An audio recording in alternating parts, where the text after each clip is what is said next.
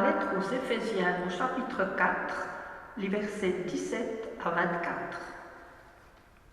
Voici donc ce que je vous dis et j'insiste au nom du Seigneur. Ne vous conduisez plus comme les païens que leur intelligence mène au néant. Leurs pensées les enferment dans l'obscurité. Ils n'ont aucune part à la vie que Dieu donne, parce qu'ils sont complètement ignorants et qu'ils refusent de comprendre. Ils ont perdu tout sentiment de honte. Ils se sont livrés à des actes honteux et commettent sans aucune retenue toutes sortes d'actions impures. Ce n'est pas là ce que vous avez appris du Christ. En tout cas, si c'est lui que vous avez écouté et qu'on vous a enseigné en tant que chrétien, selon la vérité qui est en Jésus, renoncez à votre conduite passée. Débarrassez-vous de l'être humain que vous étiez auparavant, car ces désirs trompeurs mènent à la ruine. Laissez-vous renouveler par l'esprit qui agit sur votre intelligence. Revêtez l'être nouveau, créé à la ressemblance de Dieu et qui se manifeste dans une vie conforme à sa volonté et digne de lui, qui est inspiré par la vérité. Gloire soit rendue à Dieu. Nous lisons de l'évangile de Matthieu 6, les versets 24 à 34. Personne ne peut servir de maître, ou bien il haïra l'un et aimera l'autre, ou bien il s'attachera à l'un et méprisera l'autre. Vous ne pouvez pas servir Dieu et l'argent. Voilà pourquoi je vous dis, ne vous inquiétez pas au sujet de la nourriture et de la boisson dont vous avez besoin pour vivre, ou au sujet des vêtements dont vous avez besoin pour votre corps. La vie n'est-elle pas plus que la nourriture et le corps plus important que les vêtements? Regardez les oiseaux du ciel. Ils ne sèment ni ne moissonnent. Ils ne ramassent pas des récoltes dans des greniers. Et votre Père, qui est au ciel, les nourrit. Ne valez-vous pas beaucoup plus que les oiseaux? Qui d'entre vous parvient par ses soucis à prolonger un peu de la durée de sa vie? Et pourquoi vous inquiétez-vous au sujet des vêtements? Observez comment poussent les fleurs dans les champs. Elles ne travaillent pas, elles ne se tissent pas des vêtements. Pourtant, je vous affirme, même Salomon, avec toute sa richesse, n'a pas eu de vêtements aussi beaux qu'une seule de ces fleurs des champs. Si Dieu habille l'herbe qui est dans les champs aujourd'hui et qui demain sera jetée au feu, ne vous habillera-t-il pas bien plus forte raison même, vous-même, comme votre foi en lui est faible? Ne vous inquiétez donc pas en disant « qu'allons-nous manger, qu'allons-nous boire, ou qu'allons-nous mettre pour nous habiller ?» Ce sont les peines qui recherchent sans arrêt tout cela. Mais votre Père qui est au ciel sait que vous en avez besoin. Cherchez d'abord le règne de Dieu, cherchez à faire sa volonté, et Dieu vous accordera aussi tout le reste. Ne vous inquiétez donc pas du lendemain, car le lendemain s'inquiétera de lui-même. À chaque jour suffit sa peine. Gloire à toi, ô Christ.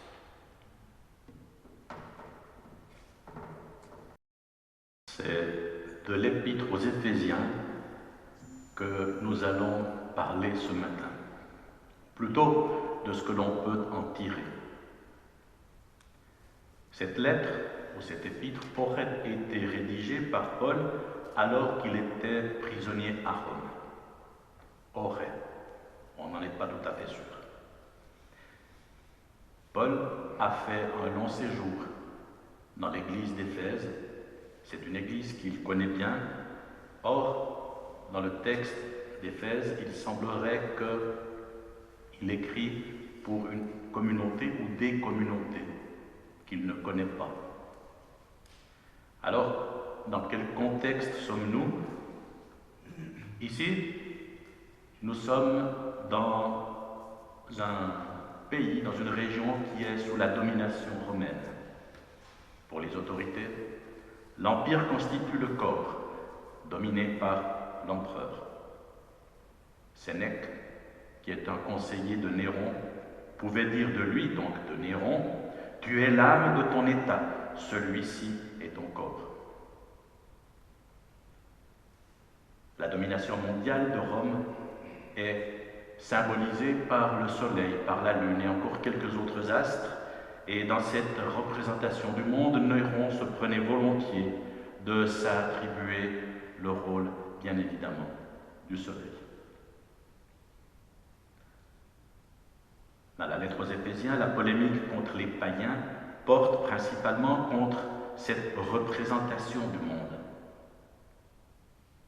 Alors, je ne vous ferai pas un long discours pour vous dire que de nos jours également, des personnages historiques se sont eux-mêmes pris pour ce soleil et pour ce Dieu. Et malheureusement, je ne peux même pas parler à l'imparfait. L'Épître aux Éphésiens aborde les grands thèmes de la société de l'époque et surtout de la place des chrétiens. Le projet de Dieu dès la création, le rôle du Christ, le baptême, la grâce, le salut. La lettre se veut une exhortation aux chrétiens qui ont embrassé la nouvelle religion depuis peu. Et Paul, évidemment, force le trait, il oppose l'homme païen à l'homme chrétien. Et il inclut dans le paganisme quelques éléments que, évidemment, les chrétiens doivent rejeter. Tout d'abord, le pouvoir romain, mais également les pratiques religieuses et les modes de vie qui en découlent. Modes de vie qualifiés de dépravés, d'immoraux. Nous sommes dans une communauté située en marge de la société et l'identité chrétienne a besoin de points de repère forts pour marquer cette distinction entre eux et nous. Nous devons être conscients de ce décalage entre l'Antiquité et notre époque. À notre époque, évidemment, les identificateurs, les marqueurs du chrétien et du christianisme sont évidemment beaucoup plus flous.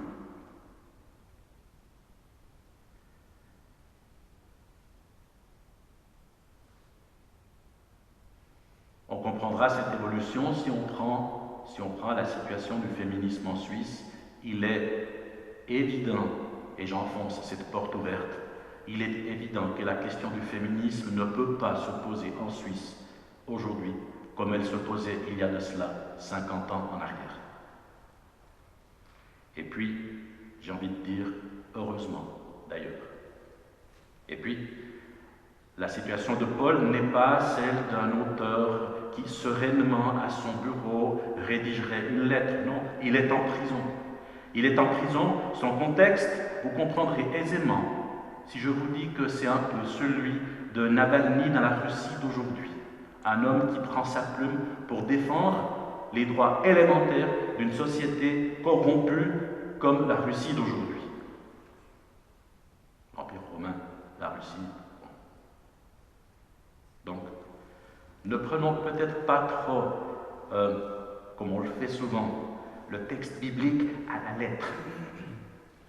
Essayons de nous placer en situation. Alors, qu'est-ce qu'on reproche à ces païens? Eh bien, principalement leur ignorance. C'est elle qui cause un endurcissement de leur cœur et les rend en fait aveugles au projet de Dieu. Il s'ensuit une vie dans les ténèbres qui débouche souvent, selon les termes de la lettre, à la débauche, à l'impureté. Bon, excusez-moi, les termes sentent la poussière, mais ce sont ceux qui sont utilisés. Mais est-ce bien la réalité de l'époque? En fait, de nombreuses valeurs morales proches de celles du christianisme sont à l'époque en fait préconisées dans cette société antique. Ainsi, on peut retrouver dans un cimetière du Péloponnèse une inscription sur une pierre tombale qui vante les mérites d'une épouse vertueuse, d'une épouse fidèle. Et c'était à l'époque un lieu commun que de rédiger de telles épitaphes dans l'univers païen. Comme à un certain temps on pouvait dire, il n'y a pas si longtemps de cela, la vie fut son travail. Ma fille, qui est archéologue, m'a regardé d'un air consterné lorsque je me rendais compte que j'apprenais que les épigraphes de l'époque sur les pierres tombales, eh bien, nous disaient beaucoup de choses de ces sociétés. Moi, je l'ai appris il y a quelques jours.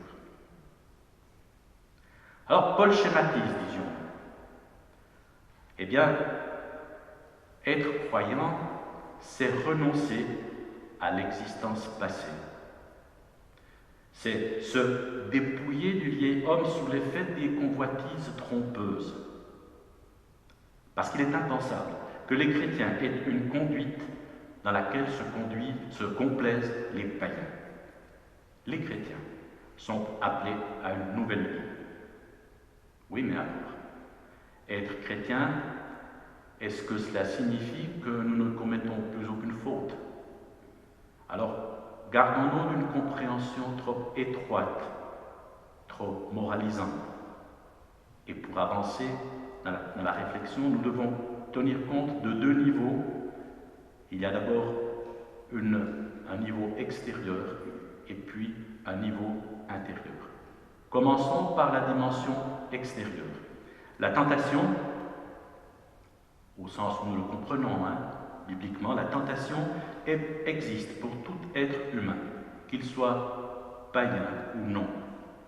Elle est une réalité extérieure et il ne viendrait pas à l'idée de Paul de la faire disparaître.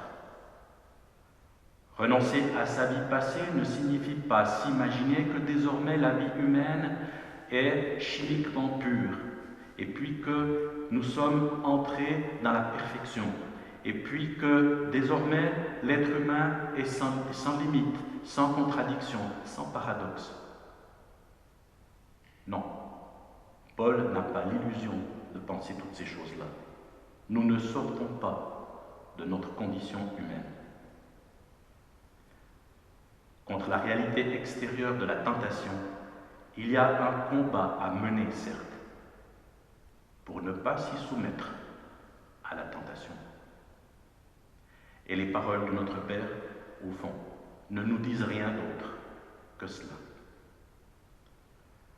Et puis, il y a une autre dimension. Je vous le disais, il y a une réalité extérieure et puis il y a une dimension intérieure. Regardons cela d'un peu plus près. Paul nous rend attentifs à cette dimension qui est ancrée au fond de nous-mêmes, la frénésie dictée par l'inconscience dans laquelle les humains peuvent se perdre. Dans leur inconscience, ils se sont livrés à la débauche, au point de s'adonner à une impureté effrénée. Débauche, impureté, je vous le disais tout à l'heure, ça sent un peu le renfermer. Alors, disons que la question n'est pas vraiment là, mais plutôt dans la compréhension que nous pouvons en avoir aujourd'hui. Parce que le terme utilisé ici par Paul, en fait, est anesthésié. Être inconscient, vivre dans l'inconscience, c'est vivre en étant anesthésié, c'est-à-dire en vivant, en ne voyant pas et en n'entendant pas. Alors, peut-être qu'à partir de là, on peut commencer de se sentir concerné. Parce que le danger pour tout un chacun, païen d'aujourd'hui ou chrétien d'aujourd'hui, c'est de se complaire dans cet état, de rester dans cette relation pervertie avec nos semblables et donc avec Dieu. C'est notamment lorsque moi je sais ce qui est bien pour toi, lorsque moi je sais comment toi tu dois te vêtir, porter ou ne pas porter sur ton visage, lorsque je sais comment tu dois te nourrir, lorsque je sais comment tu dois penser, lorsque je sais comment toi tu dois mener ta vie. Pire que cela, c'est lorsque j'ai la prétention d'être moi à ta place. Mais alors, où est la place de l'autre si moi je prends la place de l'autre? Pire, c'est de s'y complaire et de ne pas remettre en cause toutes ces perversions de la relation humaine. On comprend, le chemin est long parce que le vieil homme, eh bien, ce vieil homme qui est en relation de rupture, qui est en relation de perversion à l'égard des autres, eh bien, cet homme-là n'est pas derrière nous, mais devant nous.